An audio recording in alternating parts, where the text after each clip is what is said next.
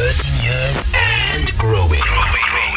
Inanda 88.4 FM. Hashtag 2026. Asilungiseni with Queen Rejoice. Ngizwelani ke esontweni. Khona bebo. Ngoba nalo isonto nalo lizongibamba inkunzi nalo. Ngiyakwelinye iphara lisafuna ukungibamba inkunzi lapha ya.